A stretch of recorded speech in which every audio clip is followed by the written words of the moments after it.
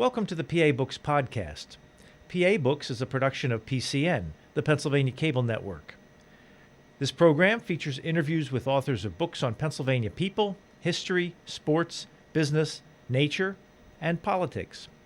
While the focus is always on Pennsylvania, topics like the Revolutionary War, the Battle of Gettysburg, the Industrial Revolution, the coal and steel industries, and authors like John Updike, David McCullough, and John Grogan have a universal appeal.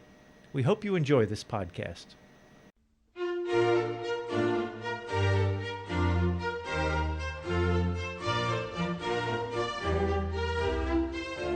This week on PA Books, the author of Gettysburg's Forgotten Cavalry Actions, Eric Wittenberg. Eric Wittenberg, author of Gettysburg's Forgotten Cavalry Actions. How long have you been a Civil War fan? Oh my. I am 51 years old, and it dates back to third grade. I grew up in southeastern Pennsylvania, and as you know, Brian, you can't swing a dead cat there and not hit something historical. And so I've always had an interest in history, and in the instance of the Civil War, it was a trip to Gettysburg when I was in third grade, and I've been hooked ever since. What do you remember about that trip? I get asked that often, and it's interesting because it ties into some of my primary interests in the battle. There are three things that I specifically remember about that trip. One, of course, is the rocks at Devil's Den, but I think that's every kid.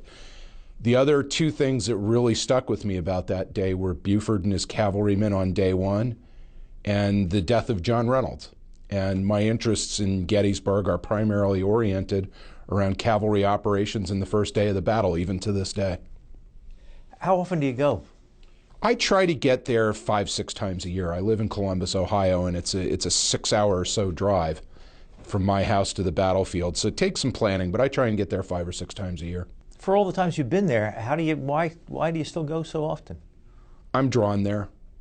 I feel compelled to go there several times a year,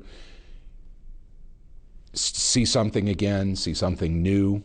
Every once in a while, I still do find something new. You still learn new things? Always learn new things. Invariably learn new things. Sometimes it's to get away from my job. Sometimes it's just to go and visit friends. There's lots of reasons. I never really need an excuse.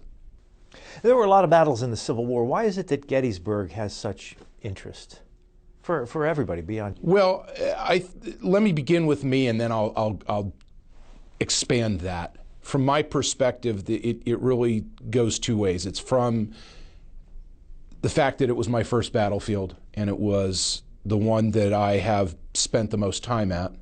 I went to college in Carlisle. It's only 35 miles away, so it was easy for me to get there. And I've spent the most time there. I feel compelled by the story. I feel compelled by the personalities. I feel compelled by the fact that it took place in my home state of Pennsylvania. With respect to everybody else on a much grander scale, I think that it is probably a case of the human drama, the fact that the Battle of Gettysburg tends to get the most, for lack of a better way to put it, publicity of any of the battlefields. It probably also has to do with the fact that Gettysburg is often considered to be the turning point in the war, that once the combination of the Union victory at Gettysburg and then the surrender of the Confederate Army at Vicksburg the following day are viewed as the turning points. So I think that the combination of those two things draws people. The battlefield is probably the best marked and interpreted of any of them. That's not to say there aren't others that are equally well marked and interpretive, but it's the one that gets the most visitation, and it's the one that gets the most play. I mean, I think about my library at home, and there's a very large percentage of it that's devoted to the Battle of Gettysburg. There's a magazine that's published twice a year that's devoted entirely to the Battle of Gettysburg, nothing but. And it's just one of those things that people seem to be drawn to it. Now, this book was first published in 1998. It was. And this is the revised and expanded edition. First of all, what's new in it? There are about 15,000 words worth of new material in the main text of the book. A lot of it were things that I found after the fact. Over the years, when you do this kind of work, people come out of the woodwork to share things with you. So some of them are things that people have given me over the years saying, here, I thought you might be interested in this. Some of it marks acquisitions that I've made. As an example, there's some material in there now that I did not have access to in 1996 and 7 when I wrote it, in the form of a letter that was written by one of the Union artillery officers that's featured in the story, Captain William Graham, who was a nephew of George Gordon Meade, writing to his first cousin, George Meade Jr., declining an invitation to attend the dedication of the monument to the 6th Pennsylvania Cavalry. And in it, Graham tells the story of Farnsworth's charge from his perspective. And the Meade collection was in private hands. And in the mid-2000s, 6, 7, 8 years ago, the collection, much of the collection was auctioned off, and I purchased that letter. I actually owned that letter today. So that was something I obviously didn't have access to when I wrote the book. And there's a lot of material that has surfaced that other people have turned up, have been kind enough to share with me, and it was enough that I was able to substantially add to the book. The other thing that's been added to it is there's about a 6,000-word essay at the back of the book that I wrote with my friend J. David Petruzzi that discusses where the actual events of Farnsworth's charge took place. There is a revisionist theory out there that places it in a different location, and JD and I felt that it was necessary to rebut that, and that essay is in the back of the book. So those are the primary things. There are also one of the maps was replaced. There are some additional images that have been added of participants, and then finally I reshot all of the modern day battlefield photos to reflect the changes in the battlefield that have taken place since all the tree cutting has gone on. That none of that had happened when the original edition was written. What do you think of all the tree cutting? Oh, I think it's spectacular. Why is that? By restoring sight lines to what they were in 1863, you get a much better perspective on the field. You don't realize, for instance, how close Little Round Top and the triangular field actually are to some of the other features on the battlefield unless the trees are gone. You can't see how close they are to the Emmitsburg Road, as an example, with that large, thick, dense growth of trees in between. Now that that's gone, you can see that, and you get the same perspectives that the soldiers had.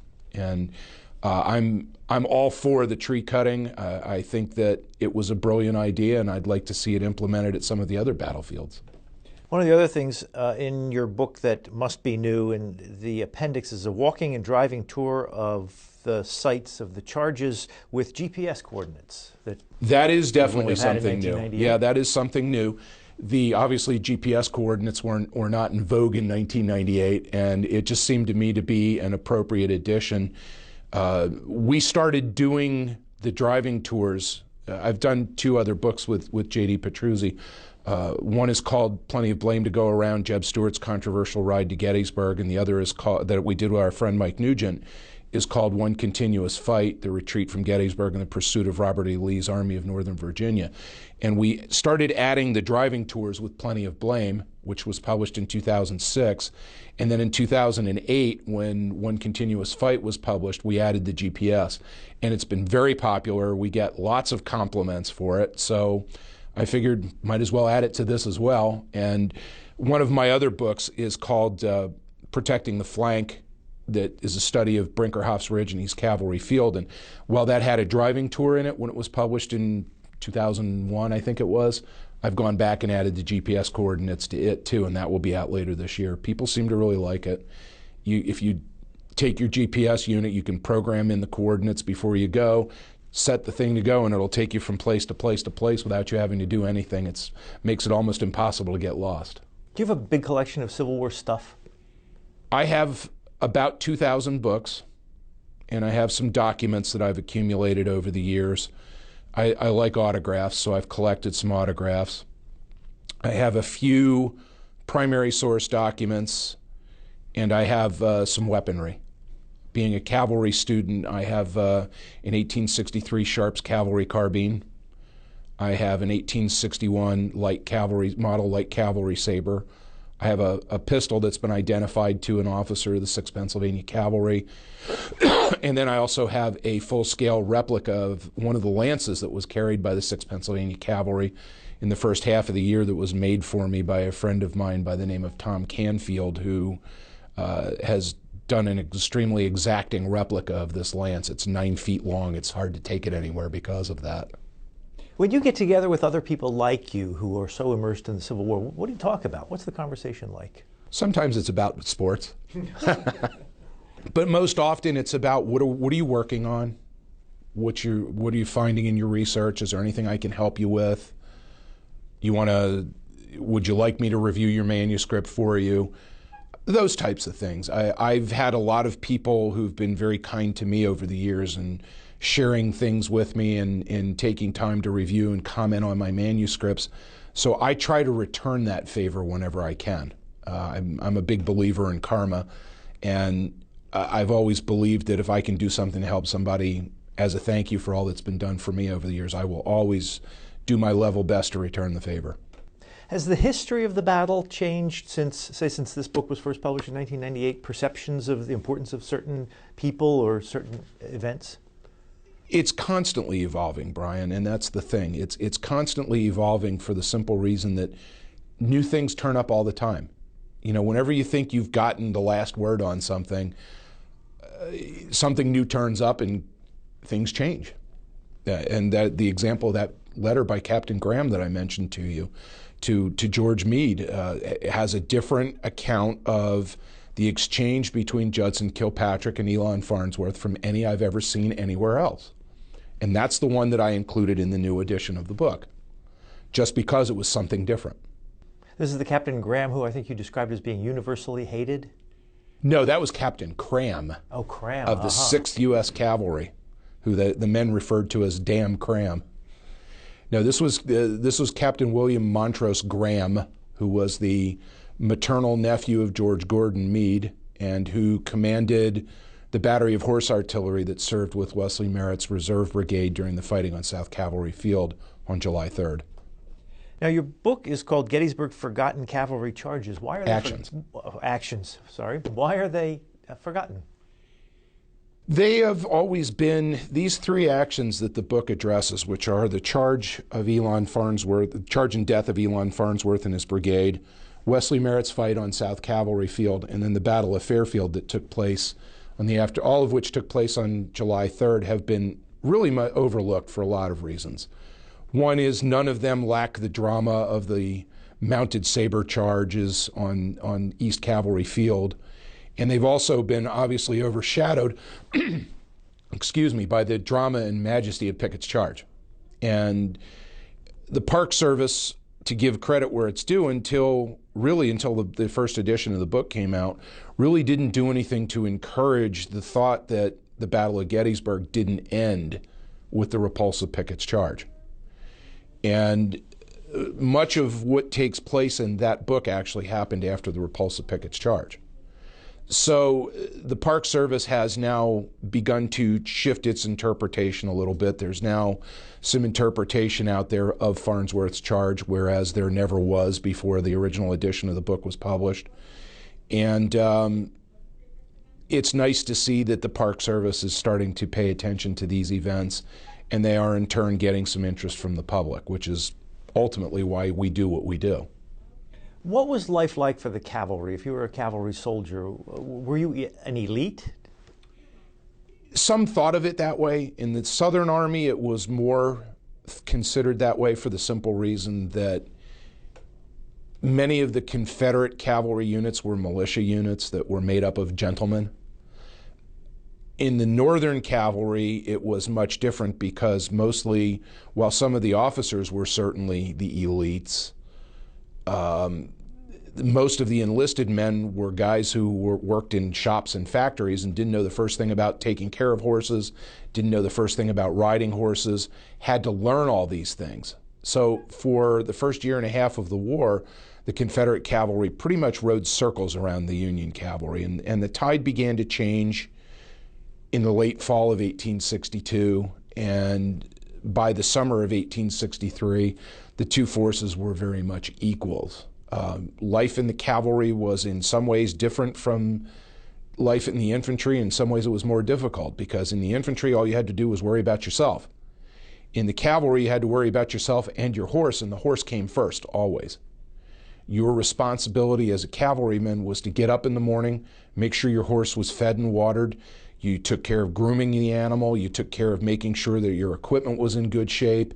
You took care of any veterinary issues that the horse had. You made sure it was properly shod, all those types of things. Then you could focus on yourself. So cavalry duty was more exacting and more demanding simply because you had to be responsible for both yourself and for your horse. There are also different tactics. There are different applications. The primary role of cavalry has always been scouting, screening, and reconnaissance. So that means that cavalry was often distant from the rest of the army. And they're out doing scouting and picket duty, and it was often lonely, not very pleasant, difficult duty. One of my earlier books was a set of letters that I edited by a sergeant of the 6th Pennsylvania Cavalry who wrote home to his brother in a letter, and the line was so good I had to pick it for the title of the book, and it was, "We have it damn hard out here," describing what it was like being out on picket duty in the wintertime. So their primary role was not fighting, but it was the other things you talked about, reconnaissance? Eventually it became fighting, but in the early days of the cavalry, they really followed the Napoleonic model. And in the Napoleonic model, there was heavy cavalry and light cavalry. The light cavalry was typically used for covering the flanks, scouting, screening the army's advance to keep the enemy away, and reconnaissance to find the enemy. And then there was heavy cavalry, which was used as an offensive weapon, typically big men on big horses carrying big weapons. Unfortunately, the advent of rifled weapons made heavy cavalry pretty much obsolete, for the simple reason that the range of weapons became so long, and a big man on a big horse is a pretty easy target. Plus, the terrain in the United States is obviously very different from the terrain in Europe. So the doctrine evolved differently, and traditionally the role of cavalry was strictly that of what the Napoleonic model would call light cavalry, although we had distinctions here. And in 1861, there were 3 types of mounted units. There was light cavalry, there were dragoons, who were trained to fight both mounted and dismounted, and finally there was the 3rd regiment was called, or there were 5 regiments, but the 3rd type was called the Regiment of Mounted Rifles, and it was what it sounded like. It was men mounted on horses who moved from place to place, dismounted, and fought like infantry using infantry weapons.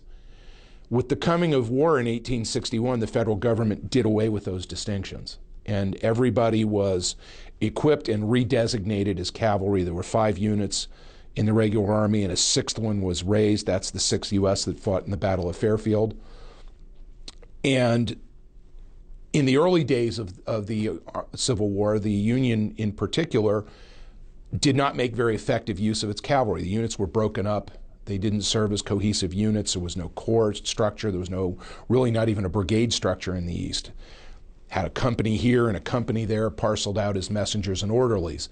It wasn't until the spring of 1863, when Joseph Hooker took command of the Army of the Potomac, that the approximately 12,000 mounted men attached to the Army of the Potomac were massed into a corps of 3 divisions. And it's the combination of that massing of forces combined with, in the spring of 1864, them being armed with 7-shot Spencer repeating carbines, that the primary focus of the cavalry began to shift away from scouting, screening, and reconnaissance to becoming a mobile strike force. And by 1865, that was the primary role of the cavalry. In the spring of 1865, an officer by the name of James Harrison Wilson commanded a 16,000-man mounted army that tore through the heart of the Deep South in the spring of 1865 and actually put a thorough defeat on Nathan Bedford Forrest at a place called Selma, Alabama, not long before the surrender of Lee's army at Appomattox. And Wilson's 16,000-man mounted force was the largest mounted force, and certainly the best equipped mounted force the world had ever seen. And it was very much the prototype for the type of tactics that are used by the Army's mounted units today, only instead of using men on horses, it's men in tanks. So they would be on horseback, riding in, shooting as they rode at fixed. Sometimes, but in many instances they would dismount and fight like infantry. Now, we ask what happens to the horses. 1 out of every 4 men would be detached with the specific duty of holding his and 3 of his friends' horses, so that they were ready and they could mount up and jump on the horses and ride off if they needed to do so. So obviously if you fight dismounted, your strength is automatically reduced by 25%, but hopefully with repeating weapons like the Spencer or the 1st Washington, D.C. Cavalry carried a 16-shot magazine weapon called the Henry rifle that obviously had tremendous firepower. So hopefully you were able to offset that reduction in manpower by having firepower. And by the spring of '64, most of the Army of the Potomac's Cavalry Corps was armed with Spencers, and it was an extremely effective force. Now, what makes what John Buford did at Gettysburg so interesting is there were no Spencers in Buford's command. The Spencer carbine didn't exist yet. It didn't go into mass production until September of '63. And the only Spencer repeating rifles in the Army of the Potomac were all of the 5th and 4 companies of the 6th Michigan Cavalry of Custer's brigade. And they weren't with Buford on July 1. So what Buford and his men did in conducting their covering force action on the 1st of July at Gettysburg was all accomplished using single-shot breech-loading carbines, which makes what they did all the more remarkable. Just to refresh everybody's memory, what did they do? Buford deployed his men in a position that was approximately 6 miles away from what becomes the main Union line of battle on July 2nd or 3rd, and conducts what is today called in modern military parlance a covering force action, the purpose of which is to trade space for time for the main body of the Army to come up. So Buford's initial positions were simply vedette posts manned by 2 or 3 dismounted soldiers far away, and their job is strictly to send up an early warning and perhaps fire a shot or 2 to delay the advance of the enemy, and then they fall back to the next prepared position, which is called the Grand Guard or the Pickett Reserve. They're both the same thing, which is the next prepared position. In this case, it was just on the other side of what we call Knoxland Ridge today. Then a main line of battle was formed on Hers Ridge, and finally the ultimate line of battle that Buford formed and that was ultimately taken up by the infantry was on the western slope of McPherson's Ridge. And it took from the time that the first shots were fired by the picket post on Knoxland Ridge at the Whistler blacksmith shop at anywhere between 6 and 7 in the morning. It took the Confederates almost 2 hours to deploy into line of battle from column of march. So those first shots bought 2 hours. And then it took the Confederates another 3 or so hours to drive Buford's line all the way back to McPherson's Ridge and almost off McPherson's Ridge when the lead elements of the First Corps came up and relieved them. So that's what makes what Buford's men accomplished with single-shot, non-repeating carbines as remarkable as what it was. Was that the key to the whole battle, that the Union was able to take McPherson's Ridge on the first day? It's not so much it was able to take it, it's that the defense that Buford designed, which was to protect the high ground that is massed among Culp's Hill, Cemetery Hill, down Cemetery Ridge, and then to the Round Tops at the southern end of the line. Buford recognized that ground on the way into town on June 30th and recognized that was the place for the Army to stand and fight. So what he did was he designed this defense called a covering force action, is what it's called today, the purpose of which was to keep the fighting away from that defensive position so the main body of the Army could come up and occupy it. So to say to seize McPherson's Ridge is not necessarily accurate. To make it the locus of the fighting for the first day so that the high ground behind it could be occupied is a much better way to describe it. How would a cavalry keep the horses from getting spooked and just bolt when shooting was going on? Well, they spent an awful lot of time training. It was not uncommon for a cavalry regiment, when it wasn't out in the field doing duty, to spend 3 and 4 hours a day doing nothing but drilling. And among the things that they did was they were drilled at firing their weapons while mounted, and the horses eventually became used to it. So obviously a veteran horse is going to do better in that scenario than a new one. And as you can imagine, keeping a large mounted force supplied with horses is a challenge. And those logistics were never really solved by the Confederacy, but they were solved by the Union, and that's why by late 1864 there was a real substantive qualitative advantage for the Union cavalry over the Confederate. How would the Confederate Army feed all those horses that far from home? Well, they had 2 ways they could do it. One was to make sure they had plenty of fodder with them in the field, and the other was to live off the land. And I'm no authority on horse nutrition, so I'm not going to go into any kind of detail, but suffice it to say that feeding a horse grain is much better for it than just having it eat grass. You can get much better results on much less food by feeding a horse grain than by letting it graze in a field of grass. So it's to the Army's advantage to have as much fodder with it as it can when it's in the field. And of course, one of the things that Stuart is criticized for as he comes toward Gettysburg, is capturing this 150 wagons that he brings with him. But what's often overlooked and what was critical is that those 150 wagons were filled with nothing but high-grade fodder.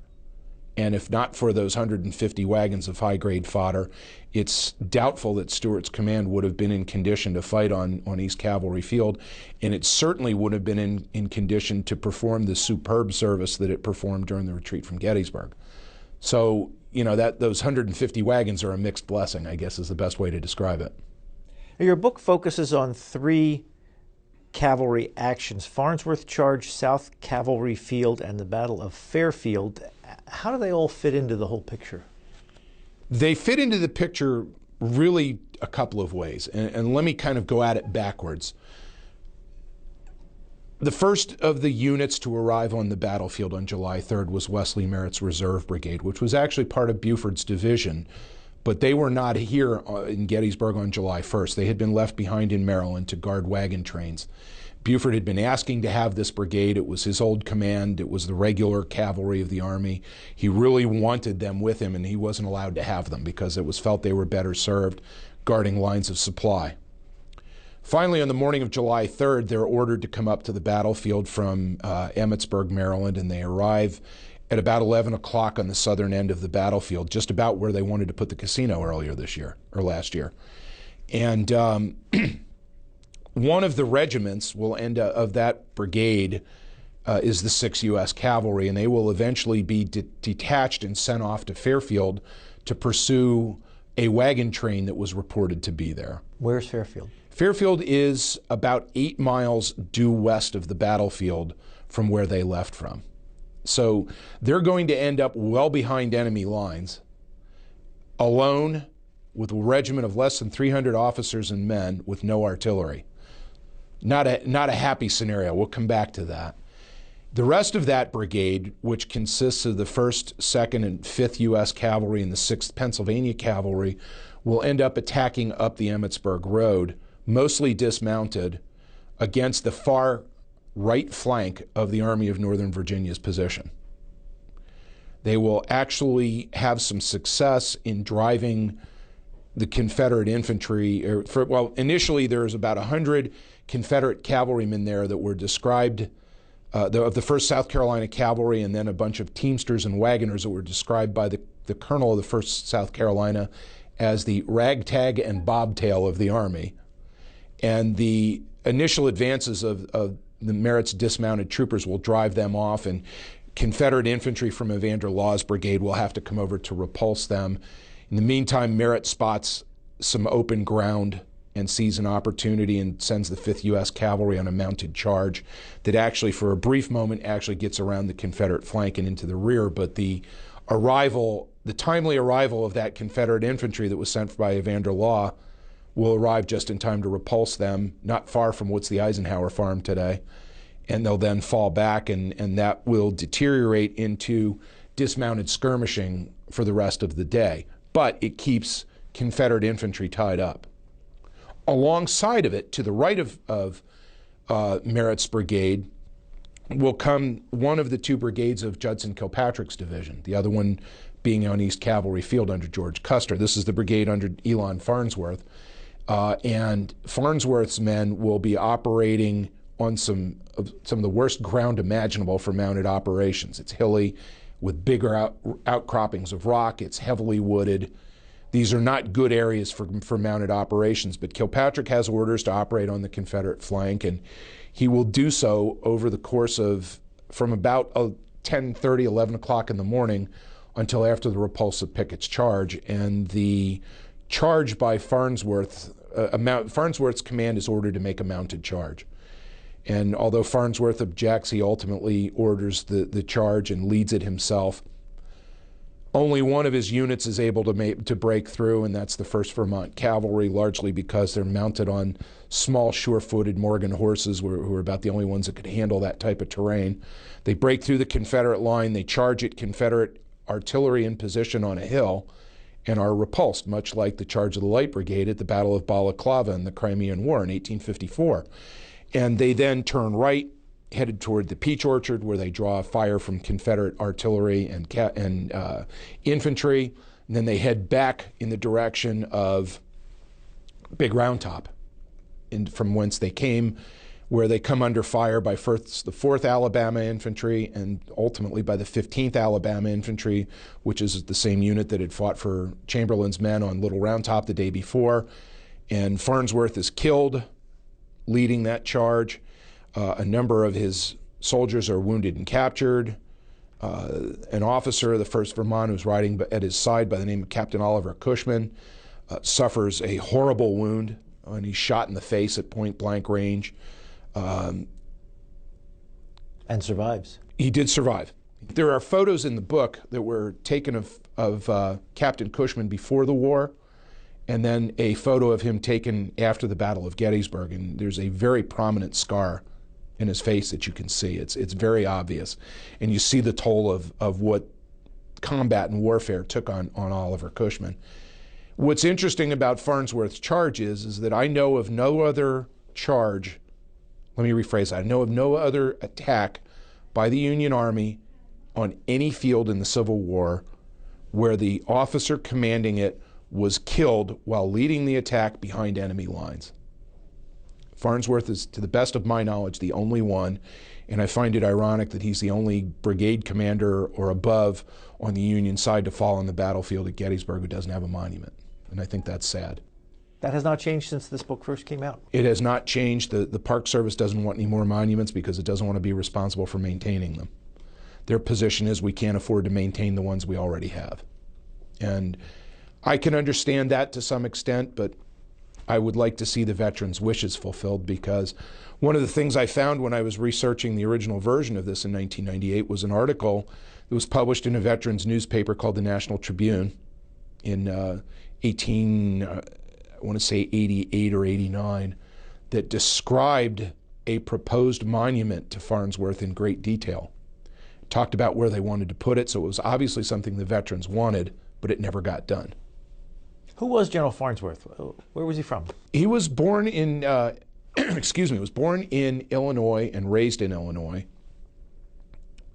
Ultimately, it ended up in Michigan for a while. Was expelled from the University of Michigan for some drunken carousing that led to the death of one of his friends. His uncle was a prominent Republican congressman from Illinois by the name of John Franklin Farnsworth, who raised the 8th Illinois Cavalry Regiment at the outbreak of the war, which was often called Farnsworth's Big Abolition Regiment. So that should tell you something about his politics. And young Elon was commissioned to captain. Farnsworth eventually became a brigadier general, and then resigned his commission when he was elected to Congress, and became, you can imagine, a Republican congressman from Illinois is going to have some influence in and around the White House, as you might imagine. In the meantime, young Elon was serving on the staff of Alfred Pleasanton, as a staff officer, and Pleasanton was nothing if not ambitious, and he came up with a scheme that was going to lead to him being promoted and to him gaining another division for the Cavalry Corps from the defenses of Washington. The problem was that division was commanded by an officer who was senior to Pleasanton, but he was also of Hungarian descent, and Pleasanton was very much a xenophobe, and he knew he had to get rid of this officer. His name was Julius Stahl, if he was going to maintain command of the Cavalry Corps. So he begins a letter-writing campaign to Congressman Farnsworth, talking about how this is a war that shouldn't be fought by foreigners, and saying some things that would not be considered very kind today. And he made a power play. In one of the letters he says, "I think your nephew would make a great general. So let's get this division into the Corps, and I'll give him command of a brigade." And then he has Elon write a letter to his uncle saying something similar, and presto, it worked. Julius Stahl was relieved of command. His division was transferred to the Army of the Potomac's Cavalry Corps. Judson Kilpatrick was given command of it, and the two brigade commanders were replaced. One was replaced by George Custer. The other simply didn't have a brigadier general in command of it, so when Elon Farnsworth was promoted to brigadier general and took command of it, he was the ranking officer in the brigade. He got to wear his general's star for exactly 5 days. He was something like 27 years old when he became a general? 27 or 28, young man. Tell me about Judson Kilpatrick, because he sounds like an interesting guy. I want to read this here. You say, Kilpatrick displayed flashes of brilliance as a combat officer, but was one of those scalawags men either loved or hated. And you say he was accused of taking bribes, stealing horses and tobacco and selling them, and impropriety and borrowing money. He was actually imprisoned in Old Capitol Prison for that for a time in the fall of 1862. Kilpatrick's from Deckerstown, New Jersey. His father was a militia officer and a farmer. Little Kill, as he was called, graduated from West Point in one of the classes of 1861. There were two a month apart because they accelerated one because they needed officers. Kilpatrick ends up being commissioned an officer in the 5th New York Infantry, which was commanded by one of his former West Point instructors, then Colonel, by the time of the Battle of Gettysburg, Brigadier General Gouverneur Kemble Warren, who, of course, Gettysburg's the chief engineer officer of the Army of the Potomac. And Kilpatrick is the first West Point graduate officer in the Union Army wounded during the war. When he's wounded at the Battle of Big Bethel, which is the first land engagement of the war in Virginia, when he returns to become the lieutenant colonel of the 2nd New York Cavalry. He ends up, as I said, being imprisoned for a time in Capitol Prison, and gets promoted to colonel while he's in there. When he ultimately gets released without charges being filed, he does pretty well as first as a regimental commander and then later as a brigade commander, particularly during the Stoneman Raid in the spring of '63 and at the Battle of Brandy Station on June 9, 1863, and then gets promoted to brigadier general and assumes command of that 3rd Division when he comes in. He was a funny-looking little fellow. He was short, he had long sideburns and a big nose, and he was generally considered to be an awkward rider. He was known for being a braggart. Theodore Lyman, who was a staff officer who served at Army of the Potomac headquarters from the fall of '63 on, described him as a frothy braggart without brains. But he fancied himself presidential material. He fancied himself presidential material. He fancied himself to be quite the ladies' man. You might recognize his great-great-grandson if you watch CNN. His great-great-grandson is Anderson Cooper. And if you ever take a good look at a photo of Judson Kilpatrick and you hold it side by side with a photo of Anderson Cooper, you can see the family resemblance. Kilpatrick is a guy who ultimately was a disappointment. He seemed to lose his nerve at critical moments. He was brave and injudicious, to use the words of Charles Francis Adams. He was a guy who had moments, but at the end of the day, ultimately failed often. And one of the people he failed was William Tecumseh Sherman. In the winter of 1864, Kilpatrick was assigned to command Sherman's cavalry. And Sherman said of him, "He's a hell of a damn fool, but he's just the kind of fool that I want to command this expedition." But by the end of the Carolinas campaign in 1865, Sherman had lost all faith in Kilpatrick's abilities. And that's why I don't think he ultimately ever reached the rank he expected to reach. He then leaves the Army, goes home to New Jersey, unsuccessfully runs for governor of New Jersey, stages what is ultimately the first Civil War reenactment, writes a bad play, and ends up as a diplomat in South America where he died. Well, he does not come across well in your book. And can you describe the argument between Farnsworth and Kilpatrick that just prior to the charge? There's some debate about whether it happened, whether there actually was an argument. There's an officer by the name of Holden who left an account behind who said there was no argument. But and some of the accounts of it that emerge after the war simply aren't believable. Some of the Texas infantry who were based at the bottom of the hill where the charge comes down in an advanced position as the Confederate skirmish line, claimed they could hear this argument from a couple of hundred yards away over the din of battle, and I just simply can't imagine that happening. But supposedly, the exchange that occurs is that Kilpatrick wants to have Farnsworth's brigade make a mounted charge, and Farnsworth recognizes that this is the worst possible ground one could ever want to conduct a mounted charge over, and he objects. And Kilpatrick says, "Fine, go scout." And Kilpatrick gives him permission, and Farnsworth goes, and he takes an officer by the name of John Hammond with him, and he says, "My God, Hammond, Kilpatrick's going to order a charge." And they come back, and Farnsworth and Hammond report what they already know, which is that it's terrible ground. At that point, an officer by the name of Major John Bennett of the 5th New York Cavalry happens to come by. Bennett's been commanding part of the skirmish line down below that's been engaged in fire with the Confederate skirmishers. And they ask him, and Major Bennett says, "They don't show any signs of being softened up to me. They're still resisting." And still, Kilpatrick orders the charge. So what was the purpose of the charge? The purpose of the charge was to try and turn the flank, if possible, if not to capture artillery, at the very least to make mischief. And I want to touch on that in a bit. It's Napoleonics at work. One of Napoleon's maxims is that cavalry charges made at the right time can break an enemy. And the thought was, in the wake of the repulse of Pickett's charge, a Napoleonic cavalry charge could in fact shatter Lee's line. But that was not to be, because it was uphill into the teeth of 10 pieces of artillery. Had no chance of succeeding. But Farnsworth recognized that, and there's an exchange that wasn't very audible, but it's to the effect of, "Nobody but me leads my cavalry, General," and finally Kilpatrick says something what triggers that is Kilpatrick says something to Farnsworth, the effect of, "Fine, if you won't lead the charge, I will." And Farnsworth was terribly offended by that because it was impugning his bravery.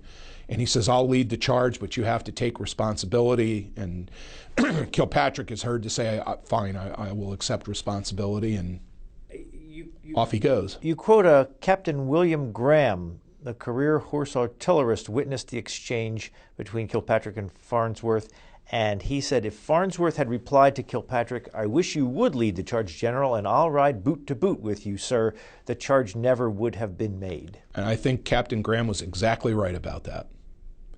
That wasn't Kill's style. You have a section in the book that speculates on whether Farnsworth took his own life. There are lots of accounts out there, mostly Confederate, that suggest that he did. And I go through many of them, not all of them, but many of them, and relate them verbatim and ultimately allow the reader to draw his or her own conclusion. But being a lawyer, I can't resist arguing my case. And one of the things that I did was I pointed out two things. I pointed out the fact that when Farnsworth's body was retrieved the next day by the regimental surgeon of the 1st Vermont Cavalry, that officer reported that there were no wounds above the shoulders. And of course, many of the accounts were that Farnsworth blew his own brains out. Well, you would think that a pistol ball would have left a visible wound. So, and the doctor also points out that there were multiple wounds, any number of which would have been fatal. So that's one. And the other reason why I tend to think it didn't happen is for the simple reason that the only reason why I believe Farnsworth led the charge at all was because Kilpatrick had challenged his courage. And if that's the case, if I'm right about that, why would he then take the coward's way out and take his own life? This is after he had been seriously wounded. Yeah, it just doesn't make sense to me. So I ultimately tell the reader to draw your own conclusion, but I make my own thoughts known. Now, the second of your 3 cavalry actions is South Cavalry Field. Right. And what's interesting about South Cavalry Field is that it was, in terms of casualties, 50, 60, very small engagement. What's intriguing about it, though, is that charge that was made that briefly got around the flank and was repulsed. None less than James Longstreet recognized the threat. And Longstreet, when he wrote his memoirs, talked about how a charge by a whole brigade, or perhaps a division there, and these are Longstreet's words, not mine, could have made more mischief than any other cavalry charge in history. So imagine, if you will, that if you shift Farnsworth's brigade from where it attacked in the vicinity of Little Round Top to the Emmitsburg Road, where Merritt's attack takes place, and you bring Merritt's brigade in to the left of Farnsworth's brigade, and you charge the both of them around that flank, then you have a 2-brigade-sized force of very good units operating in Robert E. Lee's rear. Imagine, if you will, the havoc that they could have created. The problem is that Merritt's attack on the Emmitsburg Road and Kilpatrick's attack were completely uncoordinated because they were from different commands. Farnsworth is part of Kilpatrick's 3rd Division. Merritt is part of Buford's 1st Division, and Buford and the other 2 brigades aren't even on the battlefield. They're in Westminster, Maryland. So Merritt is operating in a vacuum. There's no coordination between Merritt and Kilpatrick whatsoever. So you've got a breakdown in the chain of command. So imagine, though, if you will, that there is a guiding spirit in the form of Alfred Pleasonton, who's the Cavalry Corps commander, who should have been responsible for this, coordinating the attacks of these 2 brigades. They could have created a great deal of havoc. Problem is that Pleasonton was tied to Army headquarters. He was acting as the de facto chief of staff to Meade, General Butterfield, the chief of staff, having been wounded. Plus, Meade and Butterfield hated each other's guts and didn't work together very well. So Meade kept Pleasonton on a very short leash, and the purpose of that was to make sure there was somebody there to serve basically as chief of staff. And it meant that by doing that duty, Pleasonton wasn't doing his primary job, which was to be the commander of the Cavalry Corps, which is how you have these uncoordinated attacks going on piecemeal the way they did. What did it mean to the novice like myself? What does it mean to turn Lee's flank? What that means is that because of the disposition of troops and the tactics of the Civil War, where men tended to fight shoulder to shoulder, you were fine as long as you were fighting straight ahead. But if someone came at your side, it created a big problem because you had to shift, and there was quite a bit of logistical stuff that had to take place for the shift to take place. So the object in Civil War tactics wasn't a frontal assault, it was typically a flank assault where you'd hit the end of the line, catch them by surprise before they could turn, and that in turn would cause the line to fall. So if you hit the end of the line and you hit the flank, and you hit it before they can respond by turning to shift to meet the threat, that's called refusing the flank, you will then expose that whole line to being turned. In other words, you can get around behind it, or you can go straight up the line. Either way, it's got no choice. It's got to break. So that was the whole object. And imagine 2 full brigades of cavalry, some 4,000 mounted men, crashing into the rear of Lee's line as Lee is waiting to see whether Meade is going to launch an infantry counterattack after the repulse of Pickett's charge. It was, I call it the lost opportunity, and I think it really was a great lost opportunity. Is that the kind of thing that just happened because communication was the way it was, so hard to get messages? Fog of war types of things. You know, I mean, they have those problems today, even with cell phones and walkie-talkies. And so imagine a time period where the only way to really effectively communicate was you carry a note or you carry a message, and you got to go back and forth with messengers. In these opportunities typically only presented themselves for a few minutes or a few seconds, and if you didn't have the ability to respond to it and react quickly, it was going to go away before somebody could bring you orders. So a lot of it is fog of war. Now, you touched on it briefly earlier, but the third one, the Battle of Fairfield, was about 8 miles away. Is that considered part of the Battle of Gettysburg? It is. It is. There's a couple of War Department markers out there. What's interesting about the Battle of Fairfield is that there is a mountain pass out there. It's a gap in the South Mountain Range called the Fairfield Gap. You've got South Mountain Range on this end and a peak called, Jack's Mountain at the southern end. And the Fairfield Gap is very narrow. It's only 150, 200 feet wide. And there's a swift-running creek that runs along the base of it, and that's actually what created the gap. So if you send a force out there to hold that gap with artillery, you could hold it almost indefinitely, and because it would be very difficult to flank, and it would be almost impossible to attack directly.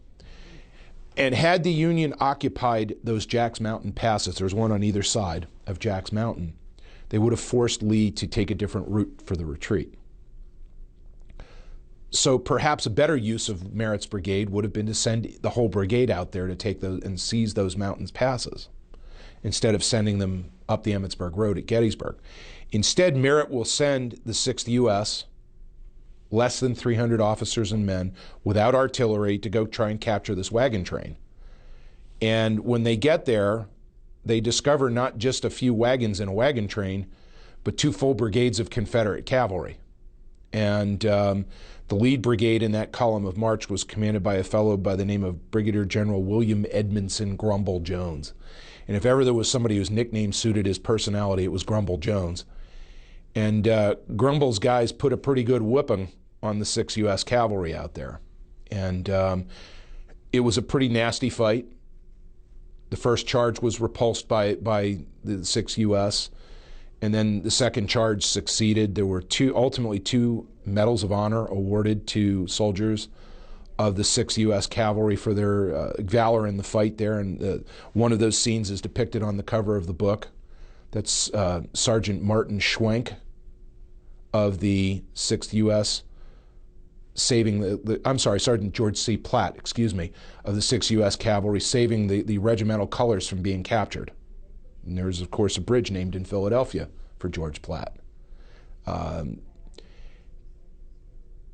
One of the officers who was wounded out at the fight at Fairfield was a 22 or 23-year-old lieutenant from northeastern Ohio by the name of Adna Ronanzik Chafee. By 1904, Adna Chafee is the commanding general of the United States Army. And his son, Major General Adna Ronanzik Chafee, Jr., would have been the first commander of the Army Tank Corps in World War II, except that he died early in 1942, which opened up a slot for a fellow by the name of George S. Patton, Jr. So all of this is connected. And Patton, of course, was an old horse cavalryman himself. I want to ask about this, the saving of the colors or losing of the colors. Why is that so significant? Well, your regimental colors were the rallying point. It was the regimental colors and the national colors were the center of the line. It was the thing that you rallied on, and they were the pride of every regiment. So the last thing you wanted to do was lose your colors, because that was a humiliating thing. But it was more than symbolic? I mean, it had a practical It absolutely had a practical, because you would rally on the flag. That man, the color bearer, was always to be in the center of the line, and everything tactically was oriented around that color bearer. So if you lose your colors, not only do you have that embarrassment, but you also have the problem of you've lost your rallying point. So it was a big deal.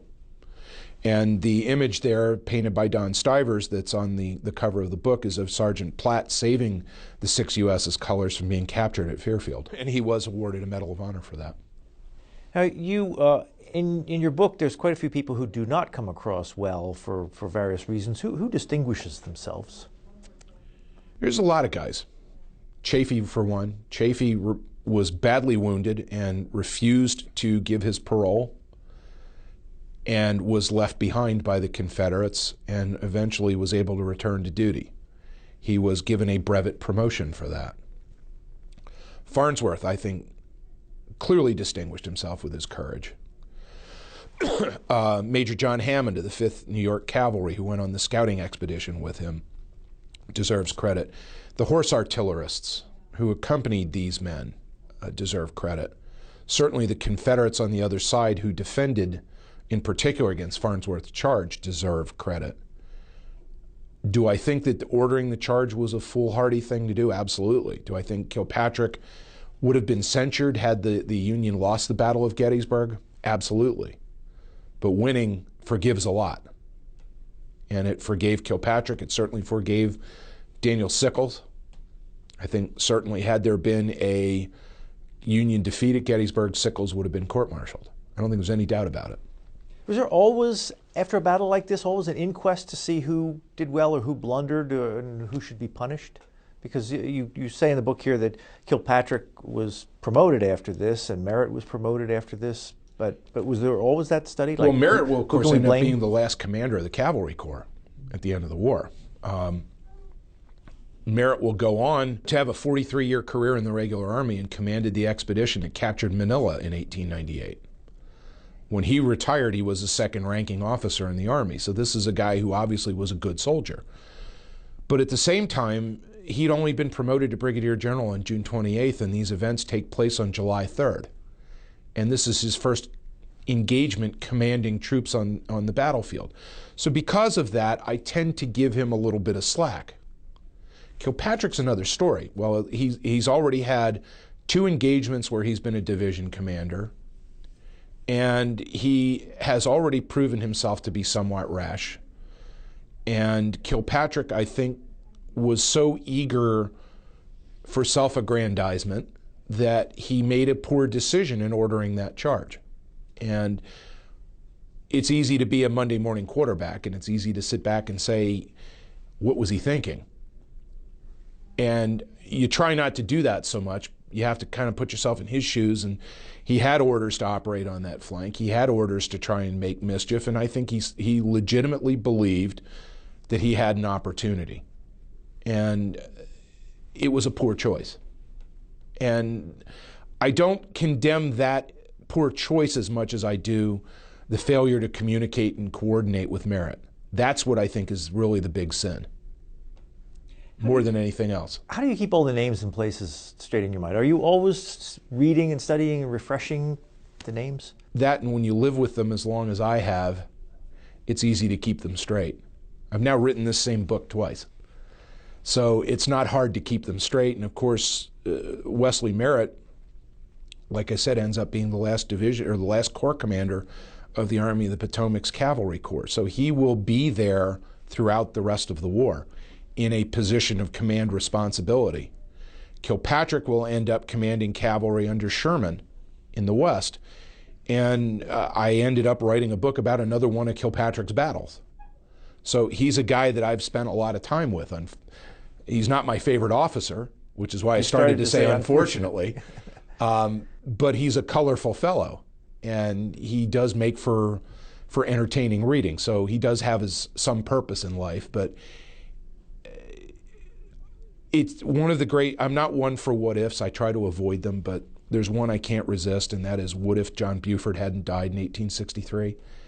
And I often wonder what that cavalry corps would have looked like. Now, it's entirely possible he wouldn't have been there because he'd been asked to go west to take command of the Army of the Cumberland's Cavalry Corps at Chattanooga. and the typhoid fever that took his life prevented him from doing that.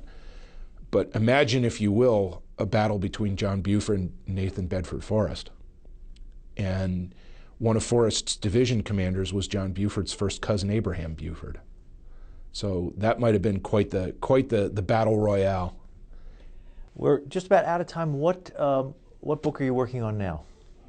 I am just about to get started editing a set of letters by an officer of the 5th Michigan Cavalry who served on Custer's staff, who was killed at the Battle of Front Royal in August of 1864. So I've got that project. I've got one I'm doing with my friend Scott Patchen, where we're going to do a tactical study the first day of the Battle of Gettysburg. And I also need to finish a project I started, which is a study of Phil Sheridan's May 1864 Richmond raid that led to the death of Jeb Stuart at the Battle of Yellow Tavern. We'll have to keep an eye on those when they're published, and we hope you will come back. I'd love to. We've been speaking with Eric Wittenberg. He is the author of this book, Gettysburg's Forgotten Cavalry Actions. Thank you very much. Thank you, Brian. You've been listening to a podcast of PA Books, a production of PCN, the Pennsylvania Cable Network. We'd like to hear from you. Our email address is pabooks@pcntv.com. Like us on Facebook to learn more about PA Books.